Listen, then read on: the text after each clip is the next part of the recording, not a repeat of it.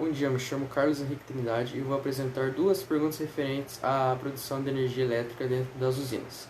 Uma que é a transformação da energia cinética e gravitacional em energia elétrica e outra é a conservação mecânica das usinas. Como em uma usina hidrelétrica, a energia potencial gravitacional e a energia cinética estão na produção de energia elétrica, a água ela vai percorrer por esses canos que ficam localizados embaixo da usina e vai chegar lá embaixo em uma turbina. Essa turbina ela vai girar e vai transformar a energia potencial gravitacional em energia cinética, que é a energia do movimento. A partir daí, com o giro da turbina, ela vai acionar um gerador, que esse gerador ele vai transformar a energia cinética em energia elétrica, pronto para o consumo. Respondendo à segunda pergunta, o que é a conservação da energia mecânica no sistema da usina hidrelétrica?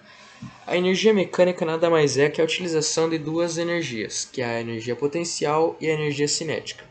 No caso das hidrelétricas, ela vai ter uma certa diferença de altura entre o rotor e a altura da água. Essa diferença de altura vai fazer que a energia cinética caia com mais velocidade no rotor, assim gerando energia elétrica. Bom dia, eu sou o Guilherme da equipe 7 da sala 1 manhã e vou responder a pergunta de oficinas tecnológicas da prova em equipe de ciências da natureza. Basicamente, a pergunta diz que as lâmpadas LEDs consomem menos energia que as lâmpadas incandescentes e ela quer saber o porquê. E basicamente isso acontece porque as lâmpadas incandescentes elas convertem apenas 5 a 10% de tudo que recebe em luz, e o resto apenas desperdiçado e faz em forma de calor, e faz a lâmpada esquentar, e por isso que após um pouco de uso ela está quente. Já as lâmpadas LEDs elas custam menos e conseguem converter muito mais de 50% do que recebem em luz, além de durarem mais. Boa tarde, meu nome é João Emanuel, vou apresentar o trabalho de Ciências Aplicadas. Como podemos calcular o consumo de energia durante o dia em nossa casa? Para saber o consumo total de energia elétrica durante um dia, calculamos os valores de consumo de cada aparelho, multiplicando sua potência por seu tempo de utilização diária. Vamos ver um exemplo. Quais impactos o consumo desenfreado de energia pode causar? O problema é que há uma relação estreita e forte entre o consumismo, a sociedade e o meio ambiente. Tudo isso gera emissão de gases poluentes, degradação e devastação ambiental, poluição geral e, consequentemente, a destruição de ecossistemas. Bom dia, meu nome é Gabriela Bialboca, eu sou da equipe 7 e nos slides a seguir eu vou apresentar um pouco para vocês sobre a energia química na matéria da química. Eu vou apresentar também um experimento e explicar um pouco mais sobre o porquê isso ocorre e como ocorre também. Bom, antes de começar o experimento, eu vou dar uma introduzida sobre o que é energia química. A energia química ela pode ser liberada durante uma reação química, ou muitas vezes sob a forma de calor. Tais reações elas são chamadas de exotérmicas. As reações que requerem uma entrada de calor para prosseguir pode armazenar uma parte dessa energia como uma energia química em ligações recém-formadas. Essa energia química dos alimentos ela é convertida pelo corpo em energia mecânica e calor, ou seja, quando a gente come um alimento, ele dá energia pra gente continuar. Por isso que é importante sempre manter a sua alimentação em dia e sempre comer direitinho. A energia química no carvão, ela é convertida em energia elétrica, em uma usina de energia. E a energia química em uma bateria pode fornecer energia elétrica por meio de eletrolise. A energia química ela é liberada quando os vínculos se formam em uma reação química, produzindo frequentemente o calor como sobreproduto, que no caso é a reação exotérmica. Agora eu vou falar sobre o que a gente vai precisar para fazer o experimento químico. A gente vai precisar de 2 batatas e a gente vai fatiá-las. 4 moedas de 5 centavos, não podem ser outra moeda, tem que ser de 5 centavos. 2 pedaços de fio de cobre de mais ou menos 15 a 30 centímetros, 4 pregos de zinco e uma fonte de alimentação de 3 a 12 volts, no caso LED. Eu vou explicar mais ou menos como que vai funcionar antes de vocês verem o experimento. Tudo acontece porque dentro da batata existe um ácido que é capaz de reagir quimicamente quando entra em contato com o zinco e com o cobre. O cobre, por exemplo, ele é encontrado na moeda de zinco na moeda de 5 centavos e o zinco num prego. E essa reação ela acaba acontecendo porque esses materiais eles liberam elétrons e, consequentemente, gera a luz.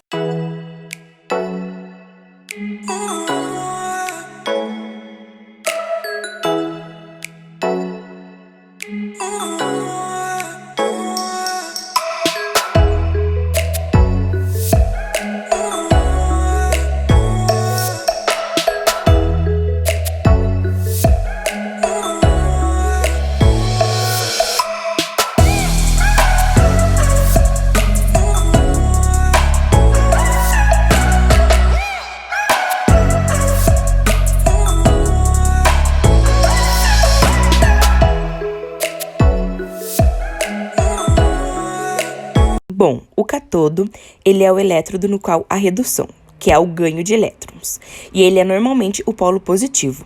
O anodo e o elétrodo, no qual a oxidação, ele perde os elétrons, e o polo negativo da pilha.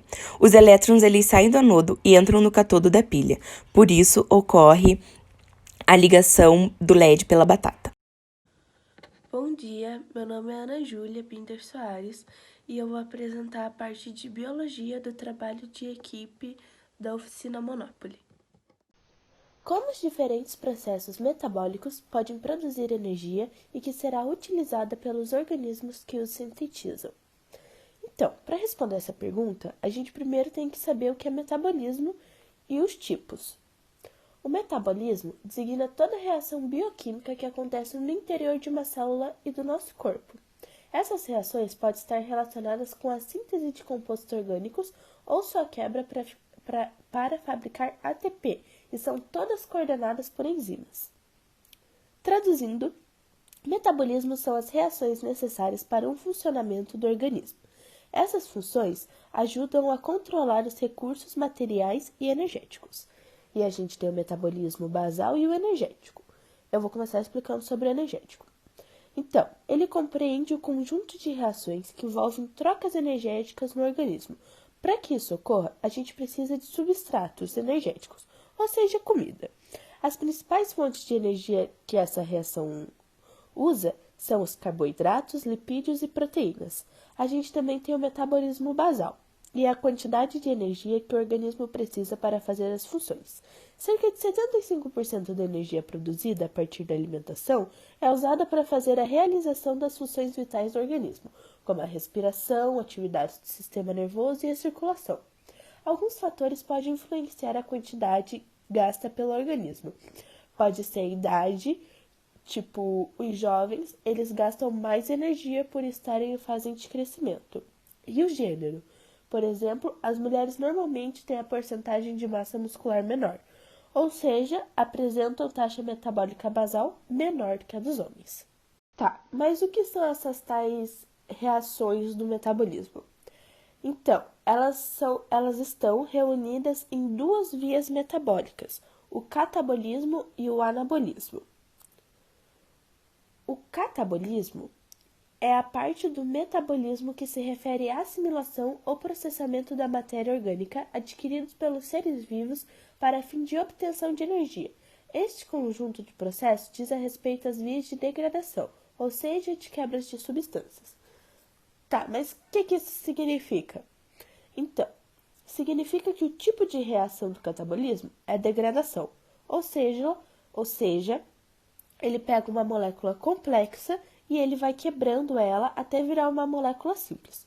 Um exemplo pode ser a glicose. Quando a gente se alimenta com aquele dogão da esquina, quando esse alimento entra no nosso corpo, ele vai se transformando em moléculas cada vez menores. A glicose é um substrato que utiliza para a produção de energia. A fórmula dela é C6H12O6, ou seja, ela é complexa. E o catabolismo vai quebrar essa molécula até ela ficar simples. Quando essa molécula entra na sua célula e é quebrada, ela libera o carbono, o hidrogênio e o oxigênio. Consequentemente, vai liberar energia também. Um exemplo bem bobo, mas que ajuda, é, por exemplo, a sigla do meu nome é AJBS, ou seja, uma molécula complexa. Mas o catabolismo vai catabolizar ela e vai transformar em uma molécula simples, ou seja, vai ficar A mais J mais B mais S. E o anabolismo é o processo metabólico que sintetiza moléculas complexas por meio de substâncias simples, ou seja, é reação de construção, ao contrário do catabolismo. Voltando para aquele exemplo bobo lá, a gente tem o A mais J mais o B mais o S, e o anabolismo vai transformar em uma molécula mais complexa, ou seja, AJBS. Tem uns macetes que deixa mais fácil de entender. É fácil de entender, mas guarda, que é o catabolismo que destrói, que é de degradação, e anabolismo que é de construção. Um deles é a Ana constrói e quem cata destrói. E o outro é, se você quer emagrecer, você faz exercícios catabolizantes. E se você quer ficar bombadão, você toma anabolizantes. Bom dia, meu nome é João Gustavo Martins Wilk, eu sou da equipe 7 da Sala 1 da manhã e eu estou aqui para responder o desafio geral da avaliação de equipe de Ciências da Natureza. Bom, o desafio geral é, a partir de análises e pesquisas, quais as diferentes formas e fontes de energia que existem na humanidade, desde uma microscópica célula até uma mega construção? Primeiramente, vamos a um conceito básico. O que é energia? Mesmo que seja usado em vários contextos diferentes, o uso científico da palavra energia tem um significado bem definido e preciso. É o potencial inato para executar trabalho ou realizar uma ação. Qualquer coisa que esteja trabalhando, ou seja, movendo outro objeto ou aquecendo-o, por exemplo, está gastando, no caso, transferindo energia. Energia é um dos conceitos essenciais da física e pode ser encontrado em todas as suas disciplinas, como mecânica, termodinâmica, eletromagnetismo, mecânica quântica, etc. Em outras disciplinas também, como por exemplo a química. Existem formas de energia, que estão disponíveis na natureza. Uma delas, por exemplo, é a energia elástica.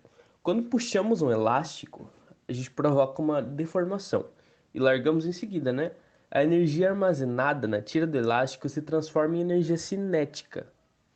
A energia elástica é armazenada, por isso é um tipo de energia potencial, associada à deformação de um corpo.